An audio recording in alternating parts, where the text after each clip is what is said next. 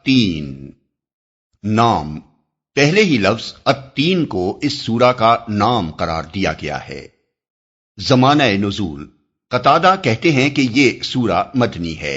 ابن عباس رضی اللہ عنہ سے دو قول منقول ہیں، ایک یہ کہ یہ مکی ہے اور دوسرا یہ کہ مدنی ہے، لیکن جمہور علماء اسے مکی ہی قرار دیتے ہیں، اور اس کے مکی ہونے کی کھلی ہوئی علامت یہ ہے کہ اس میں شہر مکہ کے لیے ھذا البلد الامین، یہ پرامن شہر کے الفاظ استعمال کیے گئے ہیں۔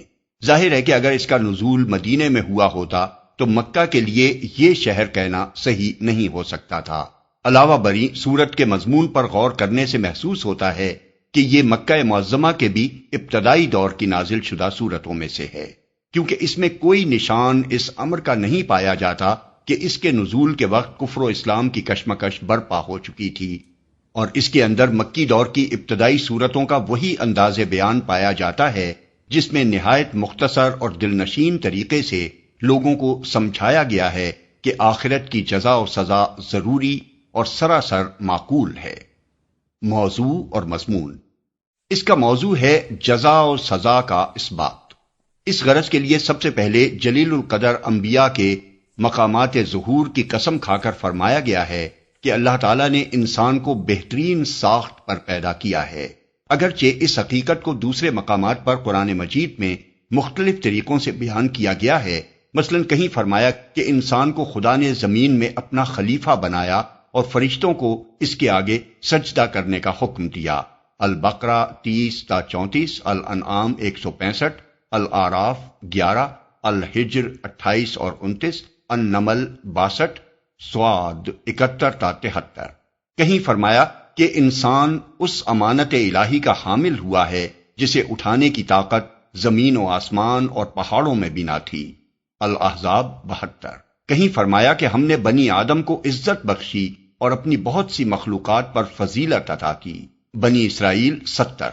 لیکن یہاں خاص طور پر انبیاء کے مقامات ظہور کی قسم کھا کر یہ فرمانا کہ انسان کو بہترین ساخت پر پیدا کیا گیا ہے، یہ معنی رکھتا ہے کہ نوع انسانی کو اتنی بہتر ساخت عطا کی گئی کہ اس کے اندر نبوت جیسے بلند ترین منصب کے حامل لوگ پیدا ہوئے، جس سے اونچا منصب خدا کی کسی دوسری مخلوق کو نصیب نہیں ہوا۔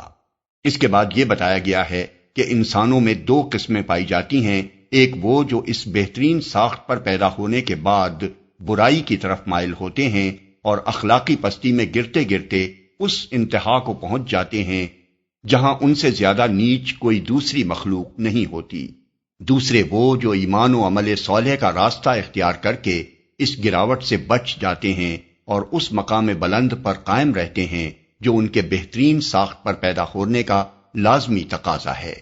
نوع انسانی میں ان دونوں قسموں کے لوگوں کا پایا جانا ایک ایسا امر واقعی ہے جس سے انکار نہیں کیا جا سکتا، کیونکہ اس کا مشاہدہ انسانی معاشرے میں ہر جگہ ہر وقت ہو رہا ہے۔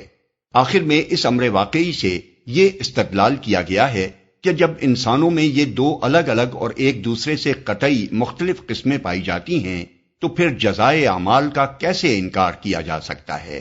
اگر پستی میں گرنے والوں کو کوئی سزا اور بلندی پر چڑھنے والوں کو کوئی اجر نہ ملے اور انجام کار دونوں کا یکساں ہو تو اس کے معنی یہ ہیں کہ خدا کی خدائی میں کوئی انصاف نہیں ہے، حالانکہ انسانی فطرت اور انسان کی عقل عام یہ تقاضا کرتی ہے کہ جو شخص بھی حاکم ہو وہ انصاف کرے۔ پھر یہ کیسے تصور کیا جا سکتا ہے کہ اللہ جو سب حاکموں سے بڑا حاکم ہے وہ انصاف نہیں کرے گا؟ بسم اللہ الرحمن الرحیم، والتین والزیتون وطور سینین وهذا البلد الأمين لقد خلقنا الإنسان في أحسن تقويم۔ قسم ہے انجیر اور زیتون کی اور طور سینا اور اس پرامن شہر مکہ کی، ہم نے انسان کو بہترین ساخت پر پیدا کیا۔ انجیر اور زیتون کی اس کی تفسیر میں مفسرین کے درمیان بہت اختلاف ہوا ہے۔ حسن بصری، اکرمہ، عطا بن ابی رباح، جابر بن زید، مجاہد اور ابراہیم نخعی رحمہم اللہ کہتے ہیں کہ انجیر سے مراد یہی انجیر ہے جسے لوگ کھاتے ہیں، اور زیتون بھی یہی زیتون ہے جس سے تیل نکالا جاتا ہے۔ ابن ابی حاتم اور حاکم نے ایک قول حضرت عبداللہ بن عباس سے بھی اس کی تائید میں نقل کیا ہے، اور جن مفسرین نے اس تفسیر کو قبول کیا ہے انہوں نے انجیر اور زیتون کے خواص اور فوائد بیان کر کے یہ رائے ظاہر کی ہے کہ اللہ تعالیٰ نے انہی خوبیوں کی وجہ سے ان دونوں پھلوں کی قسم کھائی ہے۔ اس میں شک نہیں کہ ایک عام عربی داں تین اور زیتون کے الفاظ سن کر وہی معنی لے گا جو عربی زبان میں معروف ہیں، لیکن دو وجوہ ایسے ہیں جو یہ معنی لینے میں مانے ہیں۔ ایک یہ کہ آگے طور سینا اور شہر مکہ کی قسم کھائی گئی ہے، اور دو پھلوں کے ساتھ دو مقامات کی قسم کھانے میں کوئی مناسبت نظر نہیں آتی۔ دوسرے، ان چار چیزوں کی قسم کھا کر آگے جو مضمون بیان کیا گیا ہے اس پر طور سینا اور شہر مکہ تو دلالت کرتے ہیں، لیکن یہ دو پھل اس پر دلالت نہیں کرتے۔ اللہ تعالیٰ نے قرآن مجید میں جہاں بھی کسی چیز کی قسم کھائی ہے اس کی عظمت یا اس کے منافع کی بنا پر نہیں کھائی، بلکہ ہر قسم اس مضمون پر دلالت کرتی ہے جو قسم کھانے کے بعد بیان کیا گیا ہے۔ اس لیے ان دونوں پھلوں کے خواص کو وجہ قسم قرار نہیں دیا جا سکتا۔ بعض دوسرے مفسرین نے تین اور زیتون سے مراد بعض مقامات لیے ہیں۔ کعب احبار، قتادہ اور ابن زید کہتے ہیں کہ تین سے مراد دمشق ہے اور زیتون سے مراد بیت المقدس۔ ابن عباس کا ایک قول ابن جریر، ابن ابی حاتم اور ابن مردویہ نے یہ نقل کیا ہے کہ تین سے مراد حضرت نوح کی وہ مسجد ہے جو انہوں نے جودی پہاڑ پر بنائی تھی، اور زیتون سے مراد بیت المقدس ہے۔ لیکن والتین والزیتون کے الفاظ سن کر یہ معنی ایک عام عرب کے ذہن میں نہیں آ سکتے تھے، اور نہ یہ بات قرآن کے مخاطب اہل عرب میں معروف تھی کہ تین اور زیتون ان مقامات کے نام ہیں۔ البتہ یہ طریقہ اہل عرب میں رائج تھا کہ جو پھل کسی علاقے میں کثرت سے پیدا ہوتا ہو اس علاقے کو وہ بسا اوقات اس پھل کے نام سے موسوم کر دیتے تھے۔ اس محاورے کے لحاظ سے تین اور زیتون کے الفاظ کا مطلب منابت تین و زیتون یعنی ان پھلوں کی پیداوار کا علاقہ ہو سکتا ہے، اور وہ شام و فلسطین کا علاقہ ہے، کیونکہ اس زمانے کے اہل عرب میں یہی علاقہ انجیر اور زیتون کی پیداوار کے لیے مشہور تھا۔ ابن تیمیہ، ابن القیم، زمخشری، آلوسی رحمہم اللہ نے اسی تفسیر کو اختیار کیا ہے، اور ابن جریر نے بھی اگرچہ پہلے قول کو ترجیح دی ہے مگر اس کے ساتھ یہ بات تسلیم کی ہے کہ تین و زیتون سے مراد ان پھلوں کی پیداوار کا علاقہ بھی ہو سکتا ہے۔ حافظ ابن کثیر نے بھی اس تفسیر کو قابل لحاظ سمجھا ہے۔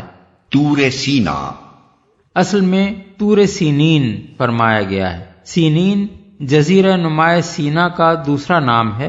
اس کو سینا یا سینا بھی کہتے ہیں اور سینین بھی۔ خود قرآن میں ایک جگہ طور سینا کے الفاظ استعمال کیے گئے ہیں۔ اب چونکہ وہ علاقہ جس میں کوہ طور واقع ہے سینا ہی کے نام سے مشہور ہے، اس لیے ہم نے ترجمے میں اس کا یہی مشہور نام درج کیا ہے۔ بہترین ساخت پر پیدا کیا، یہ ہے وہ بات جس پر انجیر و زیتون کے علاقے یعنی شام و فلسطین اور کوہ طور اور مکہ کے پرامن شہر کی قسم کھائی گئی ہے۔ انسان کے بہترین ساخت پر پیدا کیے جانے کا مطلب یہ ہے کہ اس کو وہ اعلیٰ درجے کا جسم عطا کیا گیا ہے جو کسی دوسری جاندار مخلوق کو نہیں دیا گیا، اور اسے فکر و فہم اور علم و عقل کی وہ بلند پایہ قابلیتیں بخشی گئی ہیں جو کسی دوسری مخلوق کو نہیں بخشی گئیں۔ پھر چونکہ نوع انسانی کے اس فضل و کمال کا سب سے زیادہ بلند نمونہ انبیاء علیہم السلام ہے، اور کسی مخلوق کے لیے اس سے اونچا کوئی مرتبہ نہیں ہو سکتا کہ اللہ تعالیٰ اسے منصب نبوت عطا کرنے کے لیے منتخب فرمائے۔ اس لیے انسان کے احسن تقویم پر ہونے کی شہادت میں ان مقامات کی قسم کھائی گئی ہے جو خدا کے پیغمبروں سے نسبت رکھتے ہیں۔ شام و فلسطین کا علاقہ وہ علاقہ ہے جہاں حضرت ابراہیم علیہ السلام سے لے کر حضرت عیسیٰ علیہ السلام تک بکثرت انبیاء مبعوث ہوئے۔ کوہ طور وہ مقام ہے جہاں حضرت موسیٰ علیہ السلام کو نبوت عطا کی گئی۔ رہا مکہ معظمہ تو اس کی بنا ہی حضرت ابراہیم اور حضرت اسماعیل کے ہاتھوں پڑی، انہی کی بدولت وہ عرب کا مقدس ترین مرکزی شہر بنا۔ حضرت ابراہیم ہی نے یہ دعا مانگی تھی کہ رب اجعل ھذا بلدن آمنا، یعنی اے میرے رب اس کو ایک پرامن شہر بنا، سورہ البقرہ آیت 126۔ اور اسی دعا کی یہ برکت تھی کہ عرب میں ہر طرف پھیلی ہوئی بد امنی کے درمیان صرف یہی ایک شہر 2500 سال سے امن کا گہوارہ بنا ہوا تھا۔ بس کلام کا مقصود یہ ہے کہ ہم نے نوع انسانی کو ایسی بہترین ساخت پر بنایا کہ اس میں نبوت جیسے عظیم مرتبے کے حامل انسان پیدا ہوئے۔ ثم رددناه أسفل سافلين إلا الذين آمنوا وعملوا الصالحات فلهم أجر غير ممنون۔ پھر اسے الٹا پھیر کر ہم نے سب نیچوں سے نیچ کر دیا سوائے ان لوگوں کے جو ایمان لائے اور نیک عمل کرتے رہے کہ ان کے لیے کبھی ختم نہ ہونے والا اجر ہے۔ سب نیچوں سے نیچ کر دیا۔ مفسرین نے بالعموم اس کے دو معنی بیان کیے ہیں۔ ایک یہ کہ ہم نے اسے ارذل العمر یعنی بڑھاپے کی ایسی حالت کی طرف پھیر دیا جس میں وہ کچھ سوچنے سمجھنے اور کام کرنے کے قابل نہ رہا۔ دوسرے یہ کہ ہم نے اسے جہنم کے سب سے نیچے درجے کی طرف پھیر دیا۔ لیکن یہ دونوں معنی اس مقصود کلام کے لیے دلیل نہیں بن سکتے جسے ثابت کرنے کے لیے یہ صورت نازل ہوئی ہے۔ صورت کا مقصود جزا و سزا کے برحق ہونے پر استدلال کرنا ہے۔ اس پر نہ یہ بات دلالت کرتی ہے کہ انسانوں میں سے بعض لوگ بڑھاپے کی انتہائی کمزور حالت کو پہنچا دیے جاتے ہیں، اور نہ یہی بات دلالت کرتی ہے کہ انسانوں کا ایک گروہ جہنم میں ڈالا جائے گا۔ پہلی بات اس لیے جزا و سزا کی دلیل نہیں بن سکتی کہ بڑھاپے کی حالت اچھے اور برے دونوں قسم کے لوگوں پر طاری ہوتی ہے، اور کسی کا اس حالت کو پہنچنا کوئی سزا نہیں ہے جو اسے اس کے اعمال پر دی جاتی ہو۔ رہی دوسری بات تو وہ آخرت میں پیش آنے والا معاملہ ہے، اسے ان لوگوں کے سامنے دلیل کے طور پر کیسے پیش کیا جا سکتا ہے جنہیں آخرت ہی کی جزا و سزا کا قائل کرنے کے لیے یہ سارا استدلال کیا جا رہا ہے۔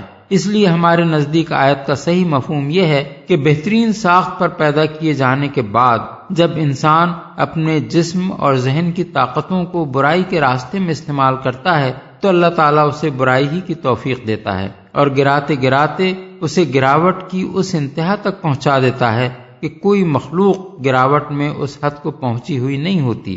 یہ ایک ایسی حقیقت ہے جو انسانی معاشرے کے اندر بکثرت مشاہدے میں آتی ہے۔ حرص، طمع، خود غرضی، شہوت پرستی، نشہ بازی، کمینہ پن، غیظ و غضب اور ایسی دوسری خصلتوں میں جو لوگ غرق ہو جاتے ہیں وہ اخلاقی حیثیت سے فی الواقع سب نیچوں سے نیچ ہو کر رہ جاتے ہیں۔ مثال کے طور پر صرف اسی ایک بات کو لے لیجئے کہ ایک قوم جب دوسری قوم کی دشمنی میں اندھی ہو جاتی ہے تو کس طرح درندگی میں تمام درندوں کو مات کر دیتی ہے۔ درندہ تو صرف اپنی غذا کے لیے کسی جانور کا شکار کرتا ہے، جانوروں کا قتل عام نہیں کرتا، مگر انسان خود اپنے ہی ہم جنس انسانوں کا قتل عام کرتا ہے۔ درندہ صرف اپنے پنجوں اور دانتوں سے کام لیتا ہے، مگر یہ احسن تقویم پر پیدا ہونے والا انسان اپنی عقل سے کام لے کر توپ، بندوق، ٹینک، ہوائی جہاز، ایٹم بم، ہائیڈروجن بم اور دوسرے بے شمار ہتھیار ایجاد کرتا ہے تاکہ آن کی آن میں پوری بستیوں کو تباہ کر کے رکھ دے۔ درندہ صرف زخمی یا ہلاک کرتا ہے، مگر انسان اپنے ہی جیسے انسانوں کو اذیت دینے کے ایسے دردناک طریقے اختراع کرتا ہے جن کا تصور بھی کبھی کسی درندے کے دماغ میں نہیں آ سکتا۔ پھر یہ اپنی دشمنی اور انتقام کی آگ ٹھنڈی کرنے کے لیے کمینہ پن کی اس انتہا کو پہنچتا ہے کہ عورتوں کے ننگے جلوس نکالتا ہے۔ ایک عورت کو 10 20 آدمی اپنی ہوس کا نشانہ بناتے ہیں۔ باپوں اور بھائیوں اور شوہروں کے سامنے ان کے گھر کی عورتوں کی عصمت لوٹتے ہیں، بچوں کو ان کے ماں باپ کے سامنے قتل کرتے ہیں، ماؤں کو اپنے بچوں کا خون پینے پر مجبور کرتے ہیں، انسانوں کو زندہ جلاتے اور زندہ دفن کرتے ہیں۔ دنیا میں وحشی سے وحشی جانوروں کی بھی کوئی قسم ایسی نہیں ہے جو انسان کی اس وحشت کا کسی درجے میں بھی مقابلہ کر سکتی ہو۔ یہی حال دوسری بری صفات کا بھی ہے کہ ان میں سے جس کی طرف بھی انسان رخ کرتا ہے اپنے آپ کو ارذل المخلوقات ثابت کر دیتا ہے، حتیٰ کہ مذہب جو انسان کے لیے مقدس ترین شے ہے اس کو بھی وہ اتنا گرا دیتا ہے کہ درختوں اور جانوروں اور پتھروں کو پوجتے پوجتے پستی کی انتہا کو پہنچ کر مرد و عورت کے اعضائے جنسی تک کو پوج ڈالتا ہے، اور دیوتاؤں کی خوشنودی کے لیے عبادت گاہوں میں دیوداسیاں رکھتا ہے جن سے زنا کا ارتکاب کار ثواب سمجھ کر کیا جاتا ہے۔ جن ہستیوں کو وہ دیوتا اور معبود کا درجہ دیتا ہے ان کی طرف اس کی دیومالا میں ایسے ایسے گندے قصے منسوب ہوتے ہیں جو ذلیل ترین انسان کے لیے بھی باعث شرم ہیں۔ اسفل سافلین سے مراد بڑھاپے کی وہ حالت لی ہے جس میں انسان اپنے ہوش حواس کھو بیٹھتا ہے۔ وہ اس آیت کا مطلب یہ بیان کرتے ہیں کہ مگر جن لوگوں نے اپنی جوانی اور تندرستی حالت میں ایمان لا کر نیک اعمال کیے ہوں ان کے لیے بڑھاپے کی اس حالت میں بھی وہی نیکیاں لکھی جائیں گی اور انہی کے مطابق وہ اجر پائیں گے۔ ان کے اجر میں اس بنا پر کوئی کمی نہ کی جائے گی کہ عمر کے اس دور میں ان سے وہ نیکیاں صادر نہیں ہوئیں۔ اور جو مفسرین اسفل سافلین کی طرف پھیرے جانے کا مطلب جہنم کے ادنا ترین درجے میں پھینک دیا جانا لیتے ہیں، ان کے نزدیک اس آیت کے معنی یہ ہیں کہ ایمان لا کر عمل صالح کرنے والے لوگ اس سے مستثنی ہیں۔ وہ اس درجے کی طرف نہیں پھیرے جائیں گے بلکہ ان کو وہ اجر ملے گا جس کا سلسلہ کبھی منقطع نہ ہوگا۔ لیکن یہ دونوں معنی اس استدلال سے مناسبت نہیں رکھتے جو جزا و سزا کے برحق ہونے پر اس صورت میں کیا گیا ہے۔ ہمارے نزدیک آیت کا صحیح مطلب یہ ہے کہ جس طرح انسانی معاشرے میں یہ عام مشاہدے کی بات ہے کہ اخلاقی پستی میں گرنے والے لوگ گرتے گرتے سب نیچوں سے نیچ ہو جاتے ہیں، اسی طرح یہ بھی ہر زمانے کا عام مشاہدہ ہے کہ جو لوگ خدا اور آخرت اور رسالت پر ایمان لائے اور جنہوں نے اپنی زندگی عمل صالح کے سانچے میں ڈھال لی وہ اس پستی میں گرنے سے بچ گئے اور اسی احسن تقویم پر قائم رہے جس پر اللہ نے انسان کو پیدا کیا تھا۔ اس لیے وہ اجر غیر ممنون کے مستحق ہیں، یعنی ایسے اجر کے جو نہ ان کے استحقاق سے کم دیا جائے گا اور نہ اس کا سلسلہ کبھی منقطع ہوگا۔ فما يكذبك بعد بالدين أليس الله بأحكم الحاكمين۔ پس اے نبی اس کے بعد کون جزا و سزا کے معاملے میں تم کو جھٹلا سکتا ہے؟ کیا اللہ سب حاکموں سے بڑا حاکم نہیں ہے؟ کون جزا و سزا کے معاملے میں تم کو جھٹلا سکتا ہے؟ دوسرا ترجمہ اس آیت کا یہ بھی ہو سکتا ہے کہ پس اے انسان اس کے بعد کیا چیز تجھے جزا و سزا کو جھٹلانے پر آمادہ کرتی ہے؟ دونوں صورتوں میں مدعا ایک ہی رہتا ہے، یعنی جب یہ بات علانیہ انسانی معاشرے میں نظر آتی ہے کہ بہترین ساخت پر پیدا کی ہوئی نوع انسانی میں سے ایک گروہ اخلاقی پستی میں گرتے گرتے سب نیچوں سے نیچ ہو جاتا ہے اور دوسرا گروہ ایمان و عمل صالح اختیار کر کے اس گراوٹ سے بچا رہتا ہے اور اسی حالت پر قائم رہتا ہے جو بہترین ساخت پر انسان کے پیدا کیے جانے سے مطلوب تھی، تو اس کے بعد جزا و سزا کو کیسے جھٹلایا جا سکتا ہے؟ کیا عقل یہ کہتی ہے کہ دونوں قسم کے انسانوں کا انجام یکساں ہو؟ کیا انصاف یہی چاہتا ہے کہ نہ اسفل السافلین میں گرنے والوں کو کوئی سزا دی جائے اور نہ اس سے بچ کر پاکیزہ زندگی اختیار کرنے والوں کو کوئی جزا؟ یہی بات دوسرے مقامات پر قرآن میں اس طرح فرمائی گئی ہے کہ افنجعل المسلمین کالمجرمین ما لکم کیف تحکمون، یعنی کیا ہم فرما برداروں کو مجرموں کی طرح کر دیں؟ تمہیں کیا ہو گیا ہے، تم کیسے حکم لگاتے ہو؟ سورہ القلم آیات 35 اور 36۔ ام حسب الذین اجترحوا السیئات ان نجعلہم کالذین آمنوا وعملوا الصالحات سواء محیاہم ومماتہم ساء ما یحکمون، یعنی کیا برائیوں کا ارتکاب کرنے والوں نے یہ سمجھ رکھا ہے کہ ہم انہیں ان لوگوں کی طرح کر دیں گے جو ایمان لائے اور جنہوں نے نیک عمل کیے، دونوں کی زندگی اور موت یکساں ہو؟ بہت برے حکم ہیں جو یہ لوگ لگاتے ہیں۔ سورہ الجاثیہ آیت 21۔ کیا اللہ سب حاکموں سے بڑا حاکم نہیں ہے؟ یعنی جب دنیا کے چھوٹے چھوٹے حاکموں سے بھی تم یہ چاہتے ہو اور یہی توقع رکھتے ہو کہ وہ انصاف کریں، مجرموں کو سزا دیں اور اچھے کام کرنے والوں کو صلہ و انعام دیں، تو خدا کے متعلق تمہارا کیا خیال ہے؟ کیا وہ سب حاکموں سے بڑا حاکم نہیں ہے؟ اگر تم اس کو سب سے بڑا حاکم مانتے ہو تو کیا اس کے بارے میں تمہارا یہ خیال ہے کہ وہ کوئی انصاف نہ کرے گا؟ کیا اس سے تم یہ توقع رکھتے ہو کہ وہ برے اور بھلے کو ایک جیسا کر دے گا؟ کیا اس کی دنیا میں بدترین افعال کرنے والے اور بہترین کام کرنے والے دونوں مر کر خاک ہو جائیں گے، اور کسی کو نہ بد اعمالیوں کی سزا ملے گی نہ حسن عمل کی جزا؟